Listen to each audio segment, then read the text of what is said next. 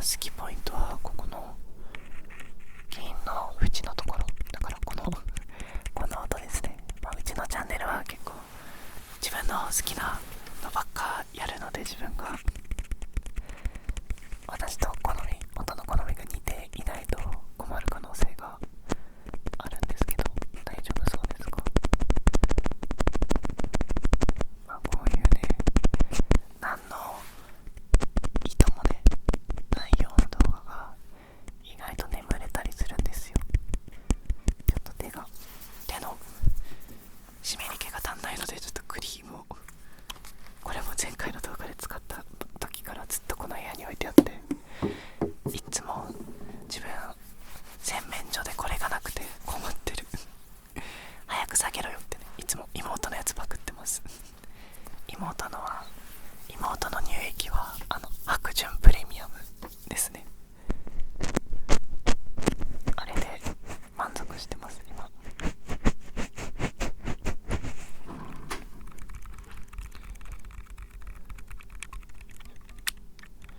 なんかこの変な音鳴ってんのはみんなからギリギリ見えてないね。ここにねボタンがあって、その音ですね。ここのボタンが電源ボタンで、こっちが録音開始ボタンだから、ここを押したら止まっちゃいます、録音が。わあ困ったと。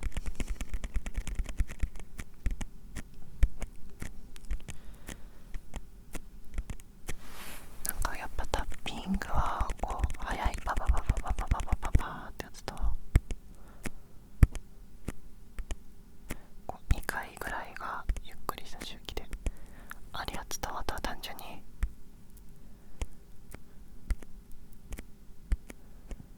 みたいな感じでゆっくりの単発がいっぱいあるの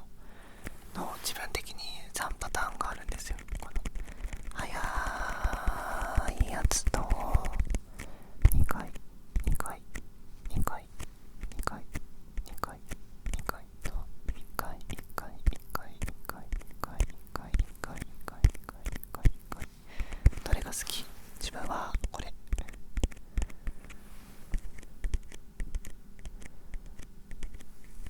これが好きってめんどくさがり屋みたいだね。こっちの手でこうやってやってると。ちょっと最近運転することが多くて、今日もちょっとお出かけしてたから疲れてる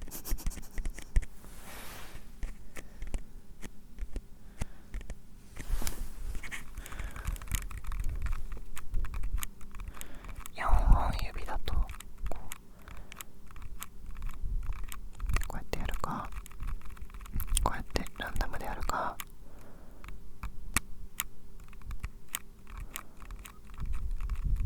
でやるかみたいなね。ちょっとね爪がね、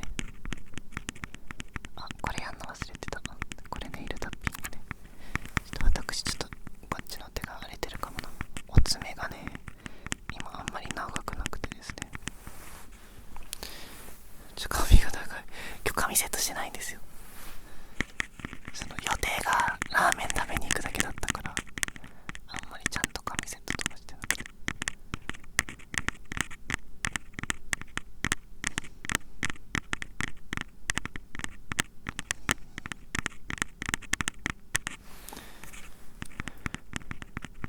ネイルタッピングっていい音ですよね。粒立っている。なんだ粒立っているって、もしかしてお米とかでしか使わない表現だったりする？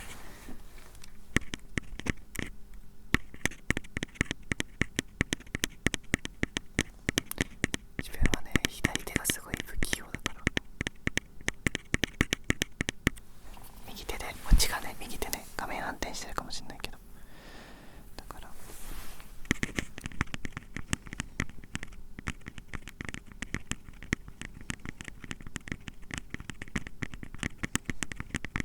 でもちょっとネイルタッピングは優勝かもな。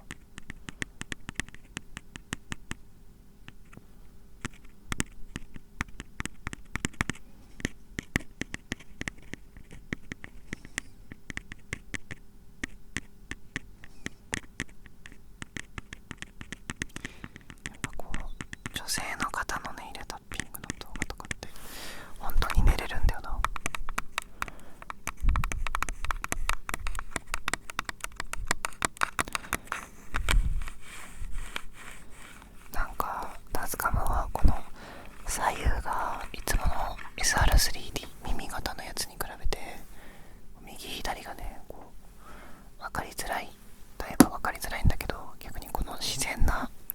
入れ替わりというか、この真ん中の部分の音がすごく立体的に聞こえるおかげで、自分はすごいこうささやきの動画とか、あとはこういうタッピングの動画とかはタスカムの動画の方が好きなんですね。あんまり多くないですよね、最近タスカム使ってる人は。こう立体音響のやつとか使ってる、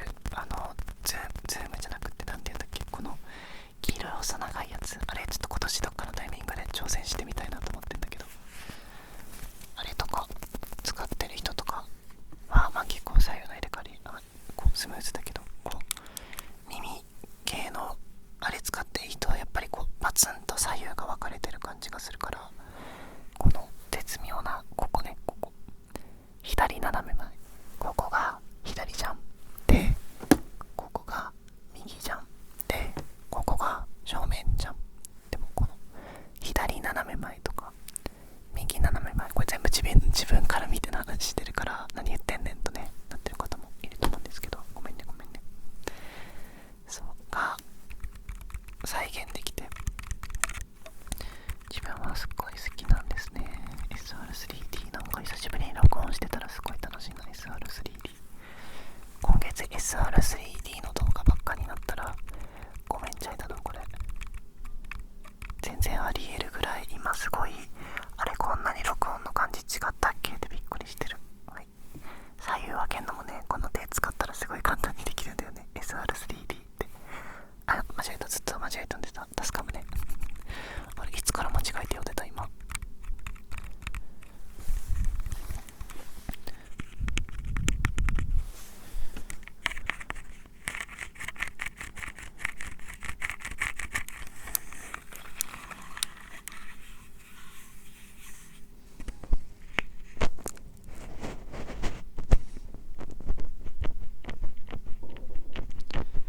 このタスカムをこうやって塞ぐ音もすごい好きでいてくれてる方がいたイメージではある。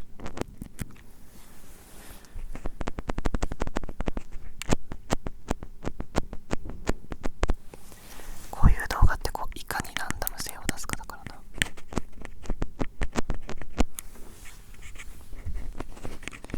自分がすごい苦手なんだよな、左右で違うことをするっていうのが。結構これ ASMR でうまく言えなくなってきちゃった。 ASMR をやる人にとって致命的だと思うんだよな、この右手と左手同時に動かすの苦手っていう。やばい、これ無理だ。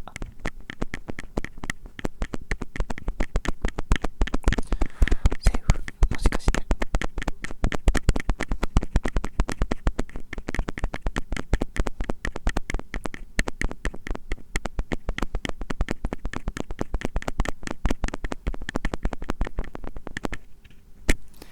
でも結構タスカムシリーズは食わず嫌いしてる人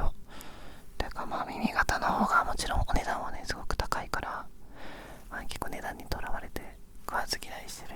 人多いと思うから、そんな方々に魅力を伝えたかったけど、ここまで見てる人はきっとどんな動画でもここまで見てくれてる人ばっかり残ってそうな気するんですけど、自分もね ASMR の動画最後まで見れることってあんまり多くないからな。最近あった雑談の話をすると、最近富士って池が5個あるの知ってました？皆さんで、そこの5個を回るっていうドライブを塾の同期でしてて、写真とかはインスタとかに上がってて、なんかちょこっと動画とかも撮ったから、そういうのは多分メンシブに上がると思うんですけど、その時にメガネをなくしましたマジで最悪。メガネなくしたんですけど、私黒縁メガネなくしました。12月に自分にクリスマスプレゼントって言って買ったやつ。なんか自分の黒縁メガネって大体2ヶ月でなくなる。1個目は確かポンちゃんに食べられて、2個目はなんか大学で誰かに踏んづけられた挙句そのまま紛失して、3つ目はどっかの池のどっかじゃないんだよな、最後の池に置いてきちゃったっ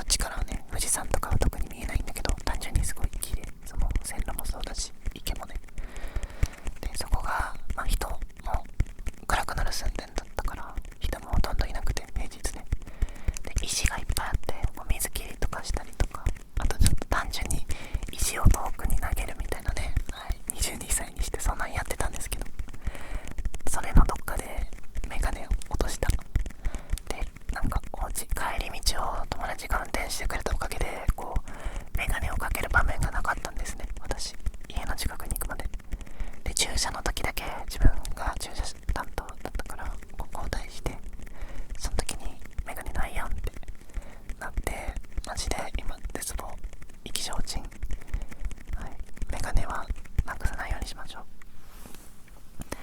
で、富士山はここないですよ。富士山の周りの池を5個回った感想といたしましては、みんな5個中何個知ってる？有名なのからいくと、河口湖、これは一番有名ですね。多分駅とかバスとかが止まるのは河口湖だよね。河口湖駅で、次が山中湖。これは東京側に近いから有名なのか、交通の便がいいから有名なのか分かんないんですけど、山中湖も有名ですね。で、西湖。この西湖ってのは多分確かだけど、逆さ富士が見えるっていうスポットで、ここが一番こうちっちゃめな感じでしたね。で、その次が庄司湖。ここは抱え富士って言って、富士山の前にこうちっちゃい山があって、富士山がそれを抱えてる、親子みたいな関係なのかなってのが有名なところで、最後がさっき言った本栖湖の、これ全部ここなんですけど、一番有名だったのはここ、小指だけ挙げられないんですけど、ここの庄司湖が圧倒的におすすめだから、ぜひね、行ったことない人も生きてください。山中湖とか河口湖とかよりも庄司湖の方がいいよって庄司湖素晴らしいポイントは、まずめっちゃ自然。やっぱ山中湖、川口湖、有名なところ2つは、人も多いし、やっぱこう、なんていうんだろうな、商業施設感があったりとか、家もあったりとかなんですけど、庄司湖はマジでパッと息が広がってて、その先に富士山ズドーンってなってて、めちゃくちゃ綺麗ですね。すっごい、もう麓のところまでも見えて、自分は庄司湖がすごい好きっていうか、みんな好きって言ってたから、間違いなく庄司湖が1位でいいんじゃないかと思います。はい、庄司湖。それぞれのね、池自体は20分か15分ぐらいしか慣れてなくて、1日で全部回れたから、なんかすごいやってみてほしいな。富士五湖回るの、ドライブとかで。道とかもね、若干、山道、登る山はないんですけど、こう池沿いとか山の麓とかを走るから、うねうねした道は少なくはないんですけど、そんなすごい難易度が高い道なわけでもないので、ぜひドライブで、ちょっとね、電車とかは厳しいかな。車とかだとすごい